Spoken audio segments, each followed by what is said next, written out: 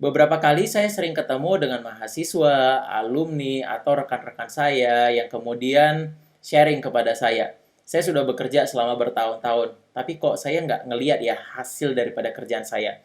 Atau mungkin dengan kata lain mereka kemudian berkata, uang saya kemana ya selama ini? I feel you. Saya pernah merasakan berada di kondisi pertanyaan seperti ini.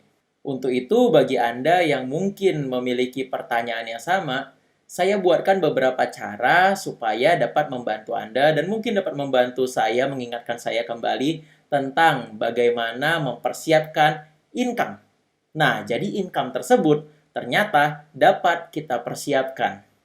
Dengan kita mempersiapkan income-income tersebut, maka harapannya dengan kita tahu tujuannya, mungkin kita bakal lebih mudah untuk mencapainya. Karena manusia itu adalah makhluk visual. Kita cenderung lebih mempercayai mata kita dibanding indera lainnya. Dalam jangka pendek ataupun jangka panjang, semakin jelas kita melihat tujuan kita, maka kita akan dapat menemukan jalan yang lebih baik untuk mencapai tujuan tersebut. Sehingga kita tidak perlu ke kiri ataupun ke kanan, padahal kita tahu jalannya ada di ujung. Semoga video ini dapat membantu Anda dan juga mungkin dapat menjadi pengingat bagi saya bagaimana mempersiapkan income untuk masa depan. Yang pertama adalah sweat income. Dalam bahasa sederhana, ini adalah gaji yang kita terima. Apakah kita pernah menghitung berapa kira-kira gaji per jamnya kita? Apabila gaji yang kita terima itu nominalnya adalah 4 juta, maka kalau kita bagikan satu hari kita maka bekerja selama 8 jam, satu minggu maka kita bekerja selama kurang lebih 40 jam, dan satu bulan kita kemudian bekerja selama 160 jam, maka penghasilan kita kalau kita bagi 4 juta dibagi 160, maka pendapatan kita per jam adalah Rp25.000 per jam. Inilah kenapa kita sebut dengan namanya sweat income, karena kita menukarkan waktu kita, tenaga kita, dengan penghasilan per jam. Kalau kita ingin memiliki sweat income yang lebih besar, ada dua caranya. Yang pertama, kerja lebih lama, atau yang kedua, meningkatkan yang namanya honor per jam kita. Untuk meningkatkan honor per jam kita, maka salah satu cara yang dapat kita lakukan adalah melakukan investasi kepada diri kita sendiri, yakni adalah upgrade diri kita sendiri. Itulah kenapa saya selalu ngobrol dengan mahasiswa, jangan sampai ketika kamu tamat, maka itu sebagai tanda bahwa kamu berhenti belajar. Upgrade diri akan selalu Anda perlu lakukan ketika Anda ingin meningkatkan honor per jam Anda.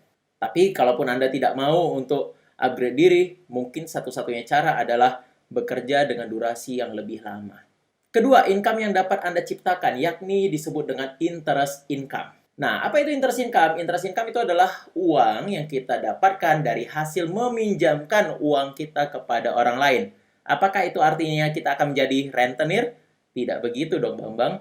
Nah, banyak interest income yang diakui juga secara resmi dan legal oleh otoritas jasa keuangan. Sebagai contoh, kalau misalkan kamu kemudian memiliki sejumlah dana, kemudian kamu masukkan ke dalam deposito bank, atau kamu belikan obligasi, kamu belikan kepada reksadana, dan lain-lain. Di sini, semakin awal Anda memulai, maka akan semakin baik. Karena Anda akan mendapatkan yang namanya compound interest, atau bunga berbunga. Sebagai contoh, Jessica telah bekerja selama 2-3 tahun.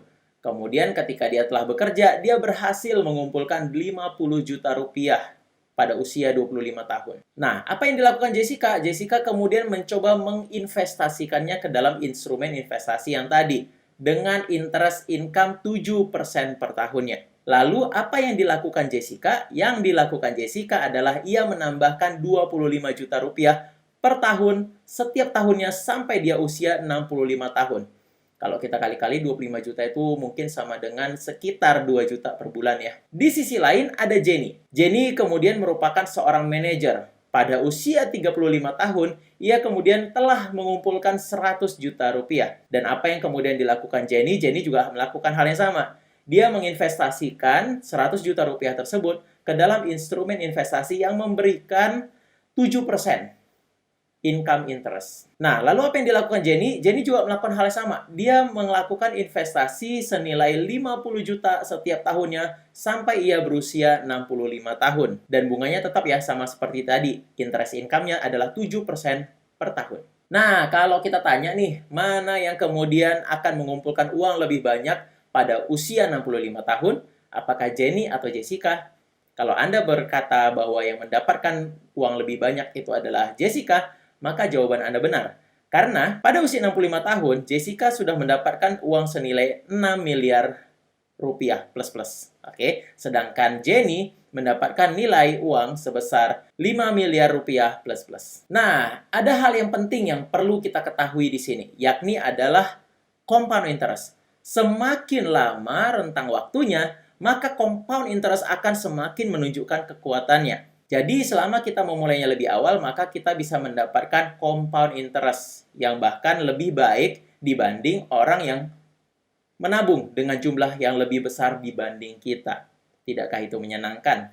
Itulah kenapa Albert Einstein pernah berkata bahwa compound interest itu adalah keajaiban dunia ke-8. Dulu banyak orang yang mengejar sebagai seorang abdi negara dengan harapan mendapatkan tunjangan pensiun. Well, nggak salah juga. Tetapi bayangkan kalau misalkan Anda mendapatkan tunjangan pensiun sebesar 6 miliar rupiah. Sumber income ketiga yang dapat Anda ciptakan itu namanya adalah dividend income. Nah, kalau income yang satu ini kita dapatkan dari pembagian porsi saham. Ketika saya mengatakan mengenai saham, jangan hanya berpikir bahwa ini adalah saham-saham yang ada di Bursa Efek Indonesia saja. Contoh, ketika kita memiliki teman atau keluarga yang ingin membuat usaha, maka mungkin kita bisa bertindak sebagai pemberi modal yang mana nanti akan dikonversi menjadi dalam bentuk saham. Sehingga ketika usaha tersebut bertumbuh atau ketika usaha tersebut menghasilkan keuntungan, maka kita bisa mendapatkan dividen income. Nah, itulah kalau misalkan Anda berusaha bareng teman, keluarga, atau siapapun itu, akan lebih baik kalau Anda memiliki catatan hitam di atas putih. Sehingga kalau untung, pembagiannya itu bisa cukup fair. Dan kalau rugi, ya bisa ditanggung renteng. Nah, pendapatan berikutnya yang bisa kita dapatkan itu adalah yang disebut dengan rental income. Kalau sudah kita bicara mengenai rental income, mungkin tidak perlu penjelasan yang cukup panjang ya. Kalau kita memiliki rumah, mobil, motor, atau bahkan mainan anak, itu bisa menjadi sumber income apabila kita rentalin. Nah, sumber income berikutnya itu adalah capital gain. Capital gain ini cukup mudah karena itu adalah selisih keuntungan ketika kita harga beli dan juga harga jual. Kalau kita beli rumah dan kemudian harga rumah tersebut menaik atau meningkat, nah itu adalah capital gain. Atau contoh yang sama ketika kita membeli sebuah jam tangan Rolex, GMT Pepsi Vintage 1675, atau mungkin tas Hermes yang kamu sudah beli bertahun-tahun lalu ketika kamu jual dan itu memberikan keuntungan. Atau artinya harga jualnya lebih tinggi dibanding harga belinya. Berikutnya, income yang kemudian bisa kamu generate itu disebut dengan yang namanya royalty income. Nah, royalty income ini lagi banyak dibahas ya. Royalty income ini diperoleh dari yang namanya IP atau intellectual property. Atau ketika kita memiliki karya, terlepas itu buku atau apapun itu kemudian bisa menjadi sumber pemasukan berikutnya. Nah, yang terakhir itu adalah attention income. Welcome to 2021, di mana atensi pun bisa kemudian dikonversi menjadi sebuah pemasukan.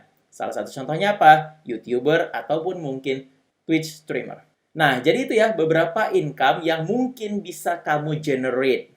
Oke, sekali lagi ketika kamu tahu tujuannya, mungkin mudah-mudahan kamu bisa untuk menemukan jalan untuk meng-create-nya. Sehingga kalau kamu tahu tujuannya, kamu mungkin tidak perlu ke kiri dulu atau ke kanan dulu baru ke tujuan tersebut.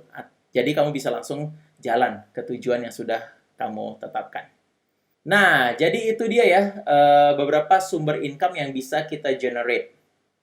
Mudah-mudahan hal ini bisa membantu Anda dan saya untuk mempersiapkan masa depan dan juga mempersiapkan sumber income yang kita inginkan. Nah, mungkin kamu sedang berkata seperti ini, wah enak ya yang muda-muda bisa tahu hal ini lebih awal. Saya mah zamannya udah lewat. Bunda Teresa pernah bilang begini, kemarin sudah pergi, besok belum datang. Kita punya hari ini. Mari kita mulai. Yuk, persiapkan diri kita untuk mempersiapkan income kita untuk masa depan yang lebih baik. Saya Oki Barus dan sampai jumpa.